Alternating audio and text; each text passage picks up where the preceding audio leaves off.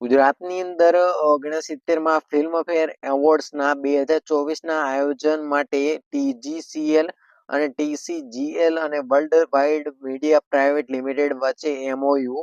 તો ગુજરાતની અંદર પ્રથમવાર આયોજિત થનારા 69માં ફિલ્મફેર એવોર્ડ દ્વારા ગુજરાતની અંદર દેશમાં ફિલ્મ ફેસ્ટિવલ સ્ટેટ તરીકે પ્રમોટ થશે અને 69માં ફિલ્મફેર એવોર્ડના આયોજન માટે રાજ્ય સરકારના ટુરિઝમ કોર્પોરેશન ઓફ ઇન્ડિયા અને ગુજરાત લિમિટેડ અને વર્લ્ડ મીડિયા પ્રાઇવેટ લિમિટેડ દ્વારા મુખ્યમંત્રી શ્રી ભૂપેન્દ્રભાઈ પટેલની ઉપસ્થિતિની અંદર ગાંધીનગર ખાતે એમઓયુ કરવામાં આવ્યા હતા.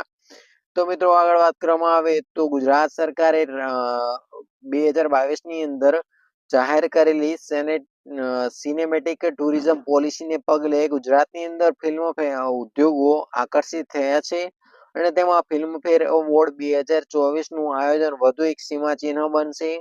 ગુજરાતની અંદર પ્રથમ વખત ફિલ્મફેર એવોર્ડ આયોજિત થવા જઈ રહ્યો છે અને આ એમઓયુ પર ગુજરાત સરકાર અને રાજ્ય સરકાર વતી પ્રવાસન નિગમના એમડી સૌરભ પારઘી અને વર્લ્ડ વાઇડ મીડિયા વતી સીઈઓ દીપક લાંબાએ હસ્તાક્ષર કર્યા હતા.